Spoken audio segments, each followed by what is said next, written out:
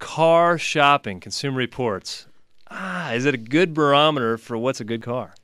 I think so. It's a good place to start, that's for sure. I'm ready to box here. You want to fight now, huh?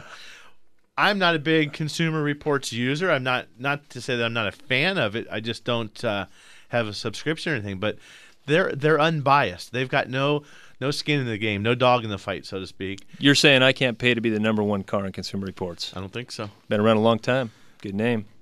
I don't think so. Can't do it. Now, there's another one out there, I think like J.D. Power. I think you pay to get ranked by them. But Consumer Reports, they're doing the testing. They don't get influenced by outside money. Toyota can't buy their way to the top. If they did, they had to write a big check. No, real big check. They got 7 in the top 10. That's pretty amazing. Yeah, 7 models, but all 3 of the top, the top 10 or were swept by Toyota, the top 3, the Lexus, Scion, and Toyota brands. And then the top 7 were Japanese. Well, you had Mazda in there. You had Subaru, Honda, and Acura. All those were in there. Now, it says reliability report, but is it really reliability? Because they're only talking about cars that have been on the market for a year, and it's customer survey. So are they talking about, is it going to need more brake jobs in the future? Is it going to need more repairs? I don't think it reflects that at all. Well, I think in some of these, they need to follow up with these people 3 or 5 years later. And then you have an idea. But 3 or 5 years from now, we're not going to be shopping for a 2013 car. But maybe you will. I mean, maybe when you're in the used car market, you may go look at it. Well, 2 years ago, Ford was looking pretty good as Detroit's poster child, and now here we go. They've slid down several places. Well, they took a beating. I mean, big time. But most of their problems were related to the Lincoln or the Ford MyTouch electronic. They call it the infotainment. It's your entertainment and information center. get you your car info there. Well, apparently Ford didn't do a good job because they just plummeted in the rankings there. But we talked about this earlier, Dave. Does that have anything to do with how well the brakes perform or how reliable the car is or the comfort? And I think that's where Consumer Reports, they're a little bit different. They don't get into the emotions. They get into the facts, the reliability, the fuel economy, the cargo capacity, the ergonomics, where the switches are. Can you turn the radio on without changing the station and changing the treble because the buttons are so small awkward with your big hands? It was Dodge that came out. Remember the new Ram back in the mid-90s, I guess it was, and all the buttons were big, and it was made for the construction worker with the gloves on. So, I mean, that's what Consumer Reports is looking at, the usability, not the emotional side of. Well, if you were going to pull out the emotions out of, because we're always asked, what kind of car would you buy? What do you guys work on the most? And Toyota's probably the least, but if you were going to make a decision on an unemotional basis for you personally, what kind of car would you go buy? Well, I'm driving a Toyota. But it's because it's bigger than my Honda Element. Well, I actually downsized a little bit for that. But customers ask, and usually it's a Honda or a Toyota, one of those brands. If you want a little more luxury, go with the Acura. If you want a little more luxury from a Toyota, go with the Lexus. But, I mean, Toyota's got it figured out. They've got the Lexus for your college graduate, your Toyota for your I don't know. Not college graduate, but maybe the college graduate's in the Scion model, but then you're in the Toyota. Then as you mature and go through your career, get a Lexus. You wind up in the Lexus. So they've got that. They've definitely got that program figured out. I read through all that. I didn't see Nissan in there a lot. Did you see Nissan in there? Did I miss something? No, there was something about Nissan. I was having a conversation with a guy in my shop, and he was considering a Nissan pickup versus a Toyota pickup, and he said, what do you think? I said, the stuff that we're working on, we won't see it for another 3 years or 5 years from when it's a new vehicle. Other than oil changes and maintenance, but as far as breakdown and repair, and that's usually what people are asking me, which car do you work on the least? But just because we work on it the least doesn't make it the most reliable. Right. I mean, we're not working on a lot of Subarus because there's not many on the road. Yeah, they're 1% of the car on the road, but they're still a great car. Well, I looked at, I did a little research about 2 years ago, all the vehicles I worked on in my shop, and this is regional specific. Some areas have more trucks than others. Some areas have more passenger cars. Honda was 30% of my business, and when I tell people that, they're surprised to hear that. But what they don't realize is Honda sells an awful lot of cars. So I went back 5 years prior to see what the new car sales breakdown was, so I can say, okay, they were 30% of new car sales. Here we are 5 years later. They're 30% of the cars that I'm working on. So the one that was different was Toyota, where I want to say it was 10 or 15% of new car sales, but the cars that we work on was 4%. Well, I think that the answer there is Toyota doesn't necessarily build a better car overall, because you won't see, like in my shop, in a general repair shop, we're seeing everything from oil changes and services to major repairs and breakdowns all the time. So I think we have a broader mix. Your example just shows that Toyota maybe makes, or not maybe, they just make a whole heck of a lot better transmission than Honda does. It could be, or it could just simply be the fact that people that buy Toyotas are just people that drive the car so nicely. You know, there's a personality, is there not, that goes with each kind of car. You've got a Lincoln Navigator customer. He has a completely different personality than a Ford Expedition customer. And they're just different color emblems, but it totally changes, I don't know, almost changes the way I approach that customer. Well, you know, and you go back to people say, what kind of car would you buy? How are you using it? What kind of truck would you buy? Well, I had a diesel truck when I needed to tow something, but I don't need to tow anything anymore, so I don't have a diesel truck. So it all depends on what you like and what trim level and how comfortable you are. You go out to the dealership. But I'll tell you the mistake we made when I bought my wife's last new car, and it's been a while, is we didn't put the car seats in the back. If you're going to go make this big investment in a new car that hopefully you're going to keep for 10 years, because if you're not keeping your car for 10 years, you're not making money on your car. But then all of a sudden we didn't even have a kid at the time, but we knew we were going to have more than one. Now all of a sudden you get a car seat back there and get grandma in the back seat. There's no darn room, let alone for another car seat. We're crammed in there. So I would say if you're going to go make that investment, spend the day. Even go rent the car. Go rent a car just like the one you're going to go out and go on a road trip and kick the salesman out so he's not breathing over your neck while you and your that makes wife it hard. I hate going talking. through the whole salesman experience because I hate to tell people no. Well, here's my driver's license. Here's my insurance. Just leave me alone. My wife and I, or whoever it is, we're going to go for a drive. Well, Goodbye. Practicality is the point that you're making. It's really got to be practical. You know, if it's just you and your wife, no kids, yeah, it's a two-door convertible. You know, but if your wife's going to be upset if you come home with a two-door convertible and you've got two little ones at home. It's not going to fly real well. But it is is a four-door convertible. That's where I would show up with the Cayman or something like that. Oh, you said a four-door, honey. It's got to be something practical, and it's got to be personal preference. What do you like? And that's what I say. Get in a bunch of different cars, drive them, see what you like. I drive a Honda Element. I had to turn in my man badge to drive that car, but it is the coolest car I've ever owned because it just fits my personality. I'm totally fine with it. Oh boy, I'm gonna have to read into that a little bit. Go. I mean, I could be Googling personality of Element owners and trying to figure you out a little bit. Up first this segment, let's go with Henry in Scottsdale on a 98 Ford Mustang. Go ahead, Henry. You're on Bumper to Bumper Radio.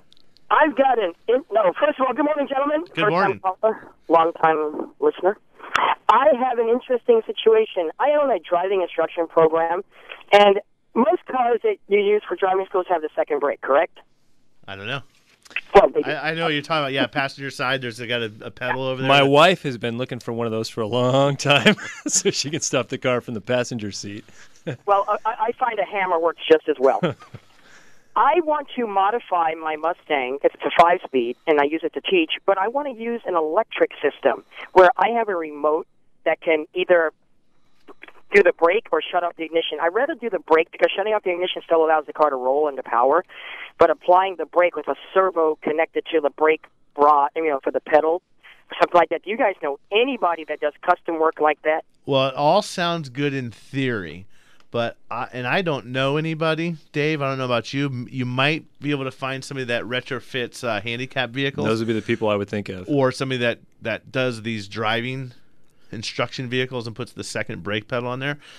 But I'm not touching it with a 10-foot pole. I mean, I think there's just too much reliability for most people to go experimenting because I'm not so sure that there's a box that you can buy that's got all this stuff in there. Right. You know It'd have to be a lot of ingenuity to make it work. And the handicap vehicle, the people that do those conversions are the first thing that would come to my mind. So you might start looking there. So yeah. Thanks for the call, Henry. Let's go with Jeff in Gilbert on a 2000 Ford Ranger. Go ahead, Jeff. Yes. How you guys doing this morning? Good. Good. I've got a question. I've got V6. I'm not sure what the liter is on it in a Ford Ranger, and I heard it squeaking, and I didn't know if it was air conditioner, alternator, whatever it was. Anyway, I had that squeaking after I started it up, and I took the main belt completely off, and I still had the squeaking. I started it back up just to run it for a second, and I still had the squeaking, and I heard the squeaking coming from back by the firewall. Any ideas on what it might be? Yes. Okay. You look pretty sure of yourself this morning. Piece of cake. Yeah? I think so. Mouse under the dashboard? No, the car should have distributorless ignition. And when I say distributorless ignition, there's no distributor. There's either, in this case, I think this car has one coil, and then it has 6 spark plug leads coming off. And then in some, there's one coil per cylinder. But in this early 2000 model range, they didn't change the V6 engine much. So they got rid of this distributor, but the distributor had another important role. It still has a crankshaft sensor. Yeah, a synchronizer, and that has to turn the oil pump, but it also has to give the position of the crankshaft so the engine can know when to fire that coil. So what you have on that car, and it's the same thing on some Tauruses too, where the distributor would normally be, you're going to find an oil pump drive that basically has the distributor, the top of it chopped off, and there's an electric plug. There should be a 2 or 3 wire sensor going to that plug, and it's called a camshaft synchronizer, and the bearings are failing in there. It used to be a really was a common one. I remember really common problem, and it's not as common now because most of them have been fixed. So that's probably what it is. You do need a special tool to line that up, to line the synchronizer up, but I'm 99% sure that's what it is. And what I'd like you to do, since I'm so sure, once you have this fixed, which, by the way, if you don't have a good repair shop, bumper2bumperradio.com is where you're going to find a list of all the repair shops that we endorse. And you're in Gilbert, couple out there, Desert Car Care. Right, Dave? Shaking your head? I'm on to the next thought. Yeah, you're already past me. So Desert Car Care out in Mesa would be a good resource for you. And you'll find all those shops at bumper2bumperradio.com. We're talking about new cars and new car purchasing, and, one of the things I wanted to make a point of, I'm not a big fan of a brand new model. Here's a new model, first year of it. I'm not going to buy that car because it's still got some bugs. It's got to be, I don't want to be their R&D department and let me tell them about all the problems with their new car. So I would stay away from that first model year or a redesign, and there may be absolutely nothing wrong with it, but if you're going to lower your risk. But Hyundai was in the news, and they were talking about fuel economy, and they got kind of a tick mark on their record because they got a spanking. They weren't calculating their fuel economy right. And we all talk about the window sticker and what the fuel mileage is. Well, it's 21 around town and 26 on the highway. Those numbers are estimated numbers, and there's a formula and a right way to go about it. That's like with the tires at the optimal pressure and the low wind and not you in the car, best right? Fuel. The 95 pounds. You're going to get smacked. The 95-pound jockey driving the car. But Hyundai's actually going back, and it was 2 model years, was it 2012 and 2013. They're going back and having to reimburse the people who bought the car based off their estimations being inappropriate. I think it's funny. It was like a mile per gallon, wasn't it? It wasn't much. And then they went in and just found I don't think they were trying to be deceitful or anything. They were just doing something a little bit different. They said that they went back and found where they had the algorithm changed or whatever in the testing. I don't know. I think they knew exactly what they're doing. But they're going to start turning back debit cards to people or something like that. I mean, how do you? Well, they're going to be giving people a little credit. They're going to see how many miles they drive, and they got some sort of formula. They're going to put some money on your debit card. So, anyway, you know what's funny though? How many people really bought that car based on what this window sticker really said? It's only 1 mile per gallon. I don't think it's pretty much insignificant. We're going to go with Ken in Glendale on a 1998 Chevrolet Monte Carlo. Go ahead, Ken. You're on Bumper to Bumper Radio. I got a 98 Chevy Monte Carlo, and I've got a heating problem. My engine keeps boiling after, sometimes it's sooner, but like if I'm on the freeway within 20 miles. My radiator stays full, my coolant stays full, and my low temperature says low coolant, but my engine goes to a boil. I've changed thermostats 3 times. I've changed water pumps. I've put in the sensor, a new sensor that senses the water temperature and supposed to be that light and something else. Ken, are you doing these repairs yourself, Ken? No. Okay. No, and they keep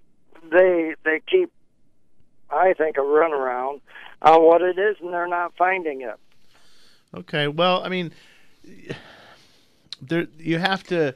it sounds like you're going to a shop that's maybe guessing. Maybe they just don't quite know what they need to do to figure out. So one thing I'll tell you, if you need a shop, if you're not happy where you are, please give those guys first a chance to fix the car. Take it back to them. Make sure you have good information as what's happening, when it's happening. Maybe even recap your receipts of what you've done, and I'm sure they know that already. Just go in and be nice and tell them again, we really need to look at this, guys, and if you can't fix it for me, I'll take it somewhere else. But sounds like you could have a plugged up radiator because you said getting on the freeway. But the other thing that bothered me, you said the low coolant light was still on, but it's full of coolant. I mean, we could have a fan issue. This one is, I'm 99% sure, is a front-wheel drive car with an electric radiator fan. Well, the low coolant is going to be in the reservoir bottle, correct? Should be. Yes, some of those are in the radiator too, though, but he's replaced that sensor. So maybe we really don't have an overheating problem. I'm starting to wonder about that. You said water pumps. I don't know why someone would do multiple water pumps. I could see changing the thermostat out twice, right? Just to make sure. But there's something else going on there. It needs a block test. I think that would be one that I would have on there also, is to get the block tested. Make sure we're not we're not getting exhaust gas into the cooling system. Yeah, check for a blown head gasket. Check all the basic fundamental mechanics, and then hopefully these guys can figure it out. And if not, you have to find somebody you can trust to go to, sort it all out, and then once the problem is sorted, then we'll know where. Who to be looking at, whose responsibility that really is. So well, thanks for the call, Ken. Let's go with Tracy in Buckeye on a 2004 Jeep Wrangler. Go ahead, Tracy. You're on Bumper to Bumper Radio. Hi, guys. My husband and I love your program on Saturday mornings when we're out driving and working, but appreciate it. Don't really have an engine problem or anything under the hood. I'm going on top of my Wrangler. I've got a rag top now, and I need to find a good hardtop. Where can I go? I used to own Jeeps, and I was a Jeep tour mechanic forever. I really like the factory hardtops. There's aftermarket hardtops available. If you take a trip down to any of the four-wheel drive shops, they're going to have a catalog there. You can pick a hardtop from that. But I had a 2002 Jeep Wrangler, and I bought it without the hardtop, and I had to go find one later. So, you can be going through Craigslist if you want to try and find one of those. A lot of college kids buy Wranglers and hate the hardtop, so the first thing they do is take them off. Yeah, they need beer money now. That's right. So, I know. Well, our daughter will be driving it, and I appreciate that I've got the bar and everything, but I need a little bit more securities as well as hard doors with a roll up compared to the zipper that always gets caught, or and you can't see out of those windows as well. It's kind of dangerous, but in this time of year too, with it cooling off, and I wouldn't be afraid to check Craigslist in San Diego, check Albuquerque or different marketplace. South Texas there. You hardly need a hardtop in San Diego. Yeah, and it's worth that 8-hour drive maybe to go get one. You got a place to put it. You just throw it on, and they're not really cheap. So if you can find one on Craigslist, that's probably going to be your best bet. So thanks for the call, Tracy. You bet. Thank you, guys. You bet. Let's go with Dave. I like the name Dave on a 2005. Looks like Grand Caravan. Go ahead, Dave. You're on Bumper to Bumper Radio. How you doing, guys? My problem is with starting. It's not the battery because it's good, but it's trying to turn over and it seems like it doesn't. It's not getting fuel. And then if I stop, turn the key back off and then turn it off, it starts up right away. And now that I don't know if it's related, but the check engine light went on. It's not a labored crank, so it doesn't sound like the starter is cranking slow. Oh, it's cranking like you could drill an oil well with it. Okay. That's a good way to put it. It acts like we have this terminology conflict or confusion once in a while when people say cranking. Well, it cranks, but it doesn't turn over. And so what you're saying is it cranks over, perfect, like it's out of gas. Exactly. But then you said, and this goes back to our common, this is our Chevy question all the time, right, Dave, is then you turn the key back off and cycle it again, then it starts right back up. It sounds like you're losing fuel pressure. It's taking a second for it to prime up, or you're cranking and it's not priming up right away. And in a fuel-injected car, you need 35 pounds of pressure. Well, 40, at the 35. injector. And so when the car sits, that pressure may be bleeding off. So most cars, you'll hear this. When you first turn the key on, you'll hear a little coming from the back of the car. That's the 2 seconds. 2 seconds. The fuel pump priming the system to get that pressure level up. So when you turn the key, it will fire. But by cycling it back and hitting it again, you'll get that extra prime of the fuel pump. So you could have a fuel pump bleeding down. The other common problem, and I'm not sure on that particular model whether or not it has a fuel pressure regulator or not. But if you look, Dave, you'll see maybe where the fuel lines, if you're mechanically inclined, you see where the fuel line is coming up from the firewall and going to the fuel injector rail. If it's got two lines, it returns, and it should have a fuel pressure regulator. That would have a small vacuum hose going to it. If it doesn't have a return regulator or a regulator and no return lines, it's what they call a duty cycle fuel pump, and you might just have a bad pump issue. So, and then the check engine light, maybe you have a lean condition now. It'd be interesting to know what that is. Could be related, might not be. Thanks for the call, Dave. Let's go with Steve in Mesa on a 2004 Kia Sedona. He's looking for a refund on his gas for their overstated mileage. Go ahead, Steve. You're on Bumper to Bumper Radio. Yeah. I just recently bought this, and it's got the electric door locks on it. And it's got the 2 sliding doors and the 2 front doors, and it's got a remote entry. But the thing's got a mind of its own. Doors, I can't even unlock it. By the time my hand gets to the handle, it's already relocked itself. When I do get in, shut the door and start it, I've got locking, unlocking. What in the world would do that? Hey, Steve, other than Gremlins, does this have is this the factory alarm, or has someone added an aftermarket alarm to this vehicle? To me, it looks like aftermarket. Okay. I'm not sure. Like, I have my aftermarket alarm on my car. If I don't get to the door right away, the doors lock again. That's just an annoying feature. Well, but I think what Steve was saying is that they're kind of going crazy. And does it have the side doors or sliding doors? Does the remote control the sliding doors as well? No, they don't. Okay. So, yeah, it's hard. We need to first figure out if this is an aftermarket or a factory alarm. But, it could be something simple as you have a bad door lock switch or a door latch and the thing's just freaking out. You hit the button and it thinks it's locked and it's not locked and it's just going back and forth. It's really hard to say, and that's something that we could guess all day on the phone and on the radio, but you're really going to need to get it to a shop and let somebody experience the problem. You're probably going to have to be without the car for a day and just figure it out. It's time for Fact or Fiction. Dave. I love that button. All right. Here's my fact or fiction for the day. I think I'm going to stump you. This one's pretty good. I've been thinking about it all week. That's a lie. I just made it up before the show. When purchasing tires for an all-wheel drive vehicle, I need to purchase all 4 at a time. Fact or fiction? You think you're going to stump me? He looks confused. Whatever. He's got a 50-50 chance. 50-50. Tick-tock, tick-tock.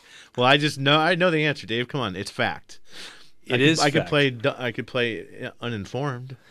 Well, I think I should answer a better question. There's all-wheel drive and there's four-wheel drive, and maybe we should determine the difference of that. When you have an all-wheel drive vehicle, it is always the engine is driving all 4 tires all the time. Now, some vehicles are four-wheel drive, in which instance they only do it when you push a button or you move a shift lever. In that case, you don't have to buy them all 4 at a time. So in that case, it is fiction. So, but you said all-wheel drive, didn't you? All-wheel drive. And the reason this question came up is I had a lady, Amanda, with a Ford Explorer come to us, and she had just bought it. And all 3 tires were a different make and different model, even though they were the same size. On a Ford Explorer, if you have any variation more than a half an inch of circumference, so the distance around the tire, it will wreck the transfer case.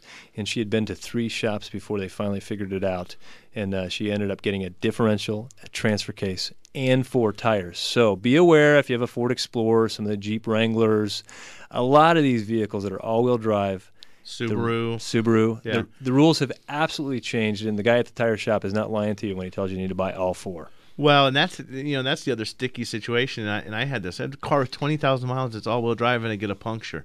Yeah, do you go buy 4 tires? Go buy 4 darn tires. So maybe think twice before you buy an all-wheel drive vehicle, especially in Phoenix, unless you're going off-road and out in the desert.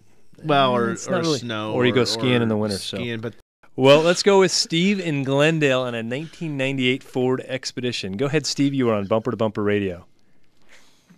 Steve? Did you let Steve on? I think I pushed the button for Steve one more time. Going once. No, you went. Or Glenn. I'm sorry. Oh, Glenn, I'm here. Dave and I are goofing around here. He says Steve, and I push the button for Glenn. You're in Glendale, and we got Glenn in Florence. We got it all messed up. But Glenn from Florence on your F-350, you are up. Hey, the question was about tires. I cut the back end of your all-wheel drive thing, and what I have is a dually, and it doesn't necessarily need 6 new tires. The question is, when you're dealing with a dually, and let's say you want to not put on 6, would you put 4 on the rear, 2 on the front? It used to be you replaced the tires on the front of vehicles. Now they stay on the rear, so what say you guys? Well, that would be a good one for our S&S tire guys. But I'm going to say that on the, I used to have tow trucks, and of course they're all dualies. I would be inclined to put 4 on the rear at the same time, because if you, let's just say you have 2 pretty bad tires. Let's say they have 4 32nds of an inch. And then you put 2 brand new ones on there. They're going to be a smaller rolling circumference, rolling diameter. And so those 2 brand new tires are going to carry much more of the load than the other 2 worn tires, I would imagine, and they're going to wear out faster. Wouldn't you say? See, and I've heard that you would replace, if you were going to do 2, the 2 insides on the rear. I've heard 2 outsides on the rear. I've heard, do them on the front because that's your steer axle, and put your best ones on the back, and so on.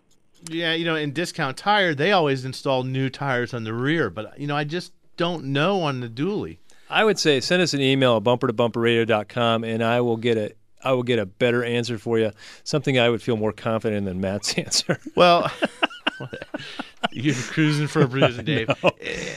I think what you're going to have is a lot of subjectivity in there. There's going to be a lot of opinion. I don't know that there is a right or a wrong answer.